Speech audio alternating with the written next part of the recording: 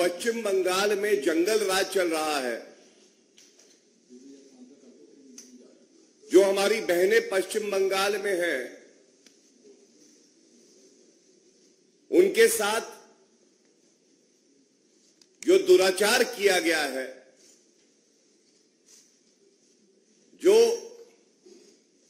जनजातीय समुदाय से आती हैं और टीएमसी के गुंडे दिन दहाड़े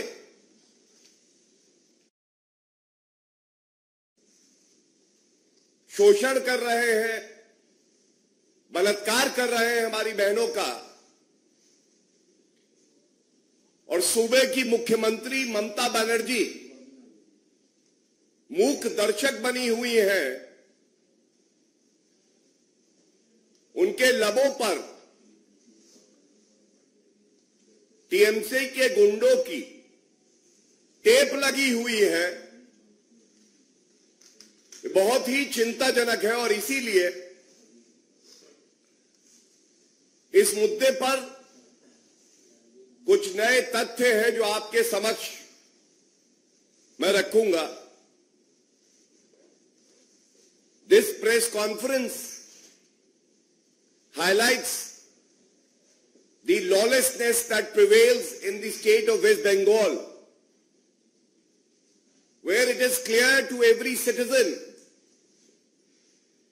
the rule of law does not prevail and exist. Rather, the law of the anarchic ruler, Mamata Banerjee, prevails. And when the perpetrator of crime happens to be a TMC goon, a constitutional position holder, the chief minister of the state, doesn't even care to uphold the dignity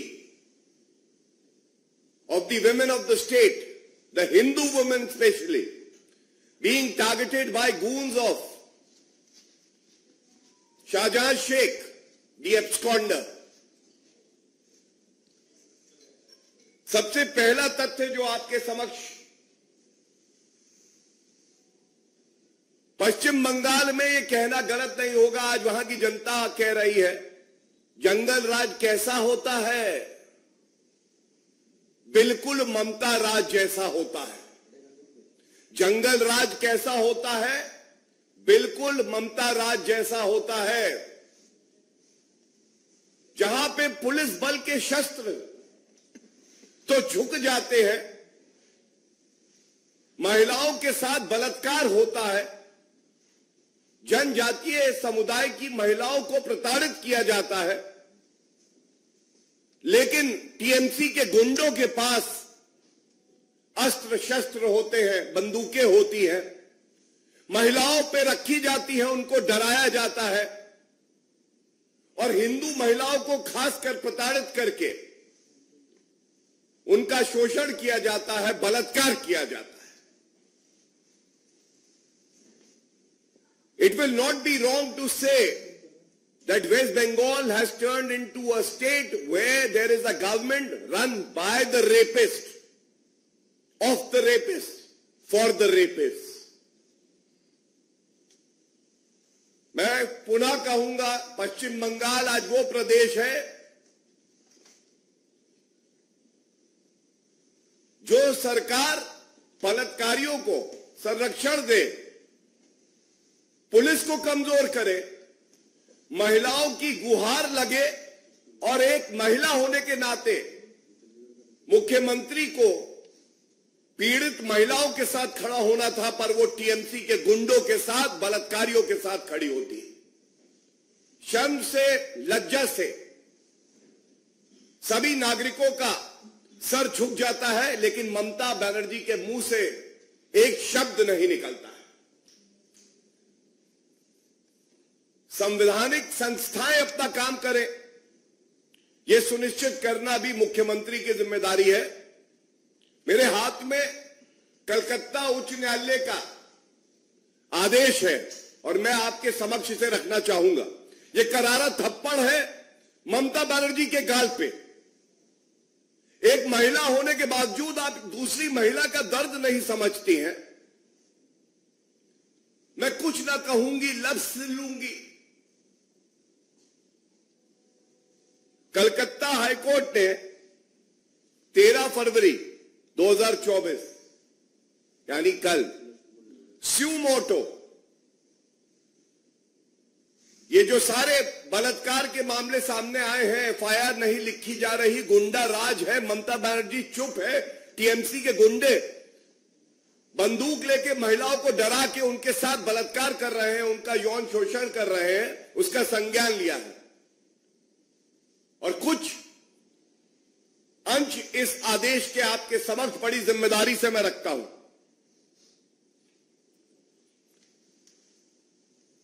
court ने कहा, I have been grossly disappointed after going through several newspapers and electronic media reportings where it has been reported that a good number of ladies in Sandesh Khali, North 24 Parganas, have been sexually assaulted at gunpoint.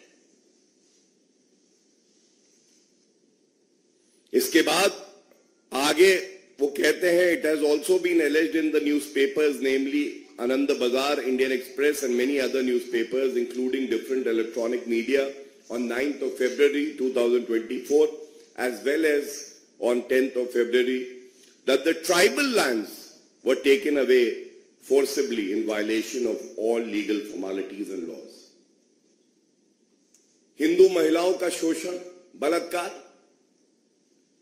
और एक तरफ केंद्र की सरकार श्री नरेंद्र मोदी जी के नेतृत्व में जनजातीय समुदाय को मजबूत कर रही है, मुख्य धारा से जोड़ रही है, उनका सशक्तिकरण कर रही है, और दूसरी तरफ पश्चिम बंगाल में जबरन उनकी जमीनें छीनी जा रही हैं, वो भी गैर कानूनी ढंग से। ममता बनर्जी से आज पूछा जाएगा, पहला सवाल, हिंदुओं से आपको इतनी नफरत क्यों है? जनजातीय समुदाय से आपको इतनी नफरत क्यों है? पिछड़े समाज से आपको इतनी नफरत क्यों है, जिनको कानून का सहारा देकर पूरी तरह से मजबूत करने का काम आपको करना था? उनके खिलाफ आपके गुंडे उनका शोषण कर रहे हैं और आप चुप है। इसी आदेश में उच्च न्यायालय क्या कहता है, मैं आपके समक्ष रख दूं। However, considering all the aspects, and I am constrained to take suo motu cognizance over the alleged incidents in respect of only the allegation of sexual assaults of ladies in Sandesh Khali, North 24 Parganas at gunpoints and transfer of lands of tribal people in violation of relevant laws. And then notice was issued to the state of West Bengal for the lawlessness that has been prevailing in that state. And the Inspector General of Police, the DIG of Police, the DM of the respected districts have been asked to furnish a reply. So this is the first point. Things have become so bad, lawlessness is prevailing in West Bengal, that the High Court had to suo motu, take cognizance. Second, ये जो दूसरा तथ्य है, ये और पीड़ाजनक है, चिंताजनक है, निराशाजनक है। नेशनल कमीशन फॉर वुमेन ने अपनी टीम वहां भेजी, तो आपको याद होगा जब ईडी अफसर गए थे तो अराजक तत्व जो थे, टीएमसी से जिनके तार जुड़े थे, उन्होंने हमला किया था। अब एनसीडब्ल्यू की टीम वहां जाती है और उनको भी अपना कार्य नहीं करने दिया जा रहा, बल्कि शर्मसार करने वाला है, जिन महिलाओं का शोषण किया गया, जिनके साथ बलात्कार हुआ, उनके परिजनों के खिलाफ एफआईआर दर्ज कर दी गई है। आप सोचिए ममता बनर्जी का क्या स्तर है आज राजनीति का। एक महिला है, मुख्यमंत्री है, उनको सुनिश्चित करना चाहिए था कि जो महिलाएं हैं उनके साथ खड़ी रहें, उनकी अस्मिता की लड़ाई लड़ें। लेकिन ये क्या मुख्यमंत्री है ममता बनर्जी, टीएमसी के गुंडों के साथ जाके खड़ी हो गई और एफआईआर दर्ज उनके खिलाफ होती है, कंप्लेंट उनके खिलाफ होती है। जो पीड़ित महिलाएं हैं उनके परिजनों के खिलाफ की डरा के इस बात को दबा दिया जाए, शांत कर दिया जाए।